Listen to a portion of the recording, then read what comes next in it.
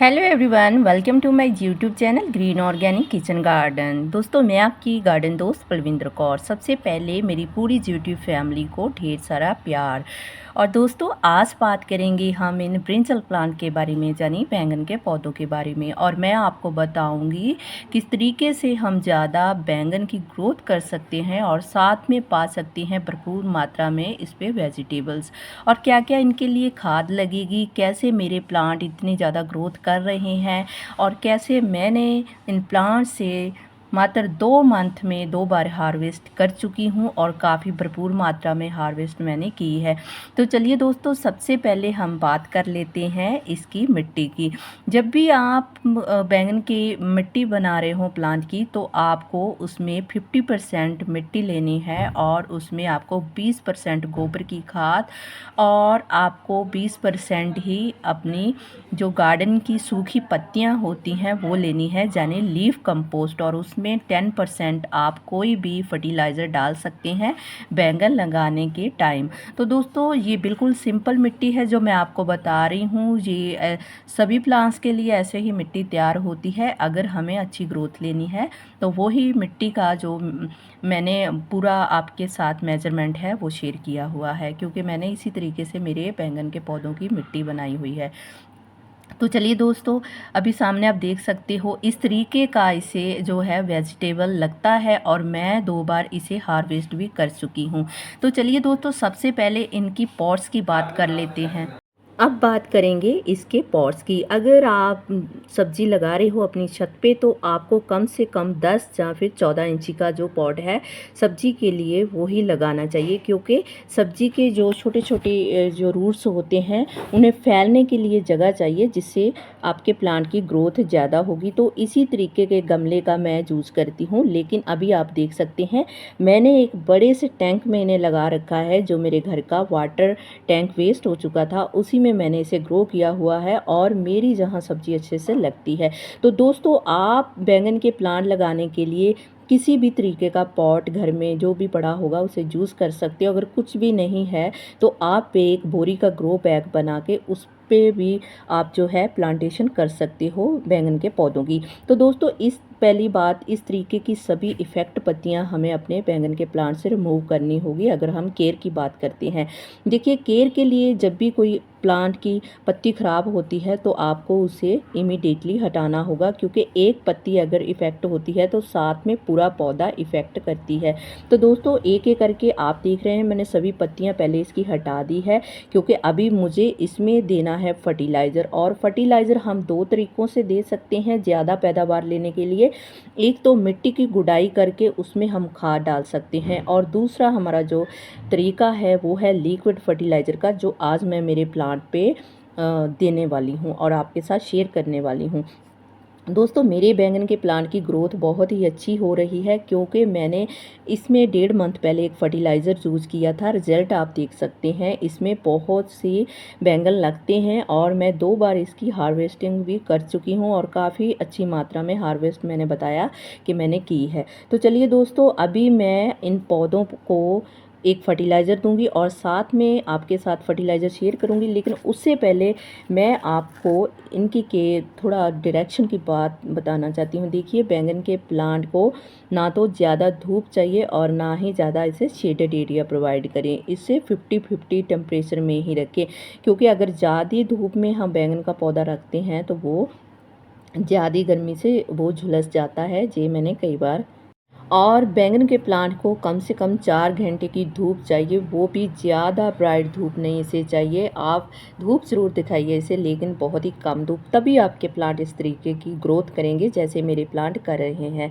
तो देखिए दोस्तों, मेरे पास बैंगन के काफ़ी पौधे हैं और मैं इनका एक जैसा ही केयर करती हूँ, जो मैं आज आपके साथ शेयर कर दूँगी।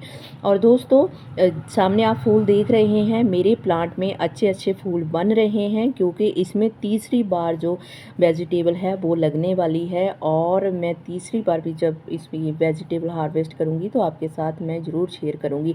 और दोस्तों, बैंगन के प्लांट को बहुत सी बीमारियां लगती हैं, इन्हें बहुत जल्दी फंगस जाती है, जिसे हमें अपने प्लांट को फंगस से बचाना होता है। और मैं टाइम टू टाइम इनमें फर्टिलाइज़र करती रहती हूँ, क्योंकि अगर हम बैंगन का प्लांट लगाते हैं तो बैंगन के प्लांट को फंगस बहुत जल्दी लगती है और इस एक पौधे से फंगस हमारे सभी पौधों में फैल सकती है। लेकिन मेरे प्लांट के साथ ऐसा कुछ नहीं है, क्योंकि मैं बहुत ही ज़्यादा केयरफुली इनकी जो केयर है वो करती हूँ और मैं टाइम टाइम पे इनमें खाद डालती हूँ, जिस तरीके से आज हम खाद देंगे। और दोस्तों, बैंगन के प्लांट की ग्रोथ आप सामने देख सकते हैं। ये 2-2 3-3 फीट के जो मेरे प्लांट हैं, इसी तरीके से मैंने ग्रो किए हुए हैं।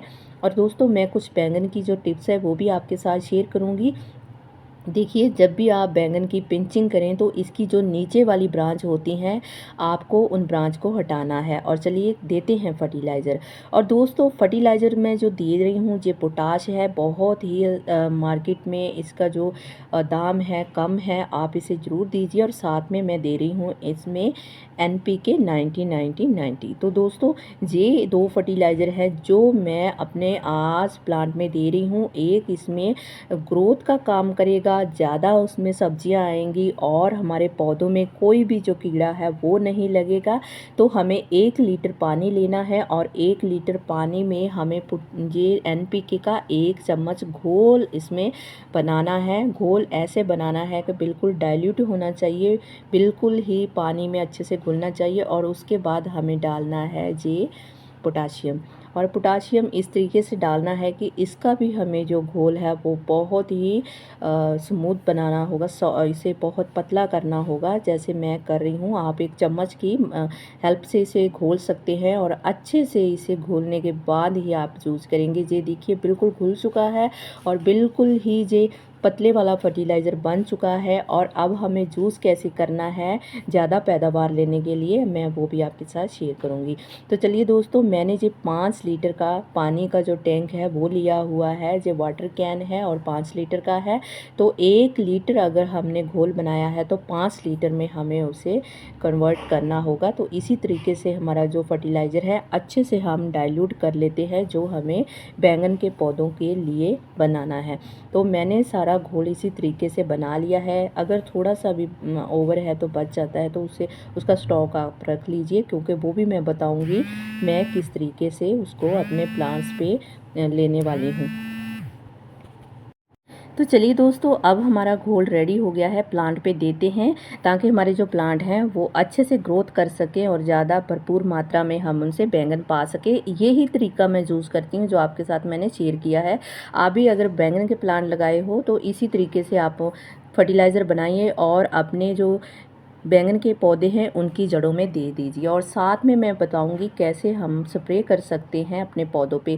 जो भी आपका पत्ता है, छोटा पत्ता है, बड़ा पत्ता है, उनमें कोई भी प्रॉब्लम आ रही है तो आप इसी घोल का जो शावर है अपने प्लांट को दे सकते हैं। क्योंकि इससे क्या होगा, पत्तियों में नाइट्रोजन का काम भी ये फर्टिलाइज़र करेगा और इसमें कैल्शियम, पोटाशियम, आयरन और ऐसे बहुत से न्यूट्रिशंस हैं जो आपके प्लांट में ज़्यादा वर्क करेंगे और प्लांट ज़्यादा ग्रोथ करेगा।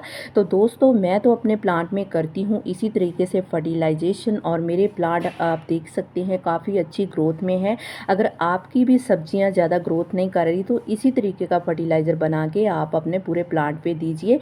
और जितना आपको फर्टिलाइज़र मिट्टी में डालना है वो आप मिट्टी में डालिए और साथ में बचा हुआ फर्टिलाइज़र इस तरीके से अपने प्लांट पे स्प्रे भी कर सकते हैं, क्योंकि इससे पत्तियों में आने वाली बहुत सी बीमारियों में रुकावट आती है और पौधे बिल्कुल ही तरोताज़ा रहते हैं और साथ में ग्रोथ में भी बहुत अच्छे पौधे हो जाते हैं, जैसे आप मेरे प्लांट्स देख रहे हो। तो दोस्तों, ये आज फर्टिलाइज़र जो मैंने बनाया आपके साथ शेयर किया, इसी तरीके से आप भी अपने बैंगन के प्लांट के लिए फर्टिलाइज़र बनाइए और साथ में उनकी केयर करिए। देखिए दोस्तों, अच्छा फर्टिलाइज़र होगा तो अच्छी पैदावार हम ले सकते हैं। तो चलिए दोस्तों, आज का वीडियो आपको अच्छा लगा तो लाइक कीजिए, शेयर कीजिए, चैनल को सब्सक्राइब जरूर कीजिए। और दोस्तों, साथ में आप बेल आइकन को ज़रूर प्रेस करना। और चलिए दोस्तों, मिलते हैं नेक्स्ट वीडियो में किसी नए टॉपिक के साथ, नए प्लांट के साथ। जब तक बाय बाय, टेक केयर, ख्याल रखिए।